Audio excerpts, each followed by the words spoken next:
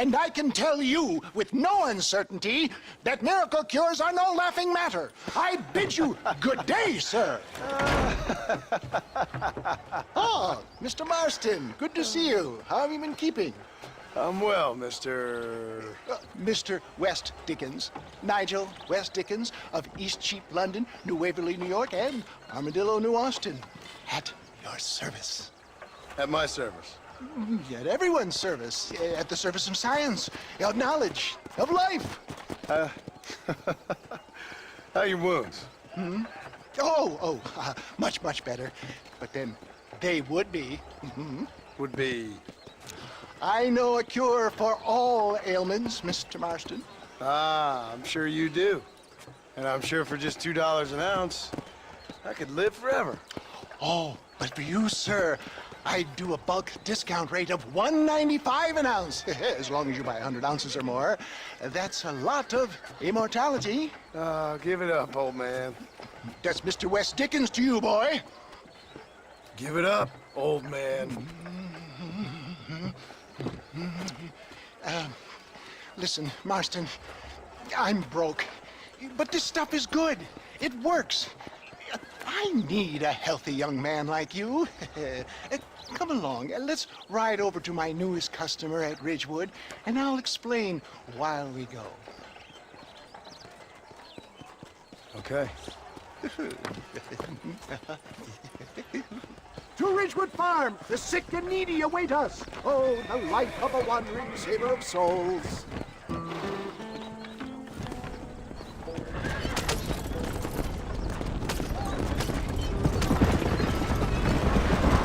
I heard about you, Mr. West Dickens. And I, Hoodwinking the weak, gullible out of their hard-earned money. my dear boy, it is you who is gullible, if I may be so bold, for heeding such ill-informed You're scuttlebutt. as full of wind as a horse with the collar. I have been blessed with the gift of language, and for that I will not apologize. But the West Dickens elixirs speak for themselves. My thousands of happy customers attest to that. Those men trying to kill you didn't look so happy. Skepticism is the bastard child of progress, John. Knowledge makes a fool into a doubting Thomas. If my tonic is such a sham, how do you explain the fine fettle in which you find me? For the love of God, try to stay on the road! Last time you saw me, I was knocking at death's door. You should thank the doctor for that. I reckon you were acting it up worse than it was. Act I can, John. A more convincing fellow there has never been, and so shall you. Declare Iago or Cassio. I don't like the sound of it. Showmanship, John. The flourish. The bow. We are operating in a competitive marketplace. Our product must stand out. And how does this involve me? We're going to use your God-given talents to our advantage. I'm really starting to I'll regret drop this. you off at the outskirts of Ridgewood. That way, it won't look like we came together. Once I'm set up, saunter non-conventionally. We'll call you up to try my tonic. After extolling the virtues, stay on the road! You're going to destroy the merchandise! I will have you perform a few feats of wonder to amaze and impress the king. Such as? Oh, nothing out of the ordinary for a man in your line of work, I assure you. Best you alight here, dear boy, so no one sees us arriving together. I'll see you there. Be ready to enchant the crowd.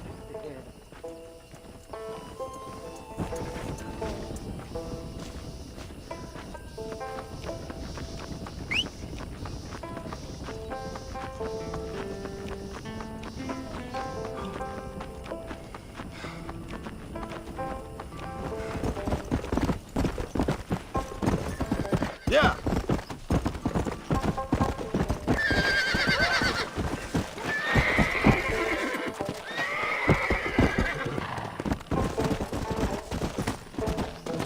Over here, my friends.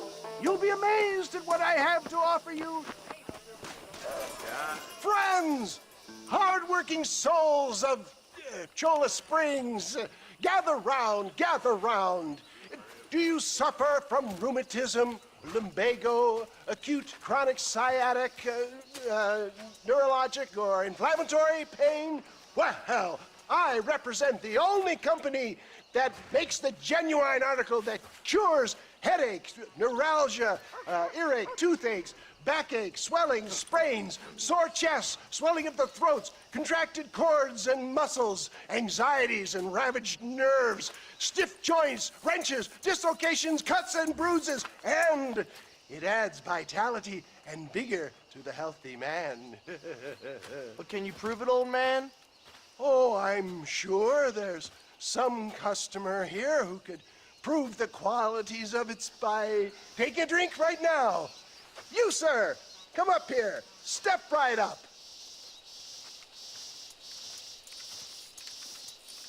That's the spirit.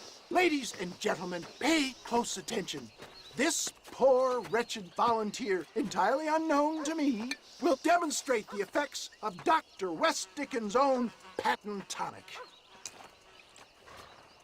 Be you a cowpoke or athlete, this miraculous elixir developed with the wisdom of the East keeps the muscles supple and relaxes the cords. It loosens the joints and gives a feeling of youth and vigor to the whole system. Not possible, I hear you say. Well, doubt no longer. Faith can move mountains, but I ask not for faith. I am a man of science, and today science will be vindicated. Your eyesight is greatly improved. Is that not so, friend? If you say so. That's right, it is. You heard him. What a good sport you are, sir. Now, gaze over yonder at that porch. If you squint, you may just be able to make out the skull that's hanging there. Go ahead, friend. Shoot that skull and demonstrate the miraculous eyesight you now possess.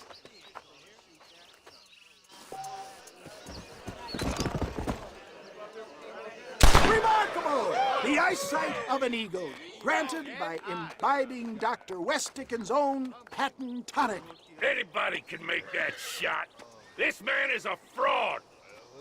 If your eye's so damn sharp, why don't you try shooting my hat out of the air? My friends, our test case has been challenged to shoot a gentleman's hat out of the sky above our heads. You can fool these people, but you ain't fooling me. Right. Let's just see how sharp you is with a moving target. Steady yourself, stranger.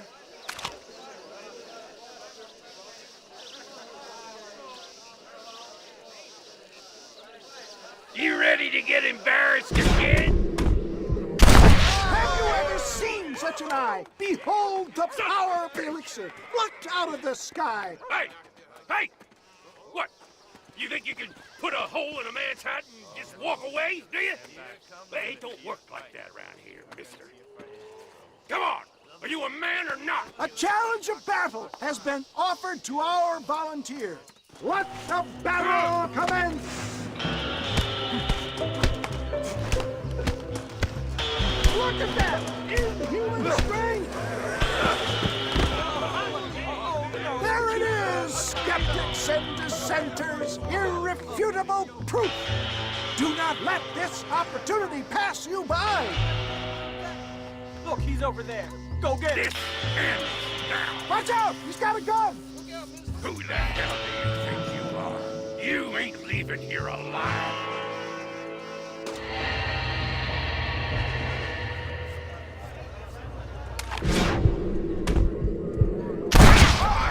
Marvelous shot, dear boy! The kind of deadly accuracy that can only be afforded by the West Dickens elixir. Come! I have plenty for all! You'll be fine. Get out of my way. Hey! Where are you going? I want a bottle. Get me a bottle, please. One of them right here. No harm in trying one bottle, I suppose. Well, I think that went kind of well, don't you? I'm just glad that my normal job involves either chasing after cattle or murderers. Not the likes of you, mister. Don't be like that. Now, if you'll excuse me, I'd like to say my goodbyes, head on back to the real world. Wait, sir. I've been thinking about your predicament, and I think I may have an idea. I've been thinking I could be your cunning Odysseus. Beware of the Greeks burying gifts, sir.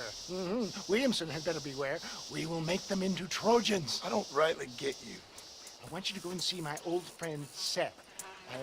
He can come across as a little curious, but I'm sure you two will get on. He's most often found at Coots Chapel. He's very devout. Why see him? Because between him and me, we can get those gates to open for you, and you can walk right in, just like in Homer's great Trojan yarn!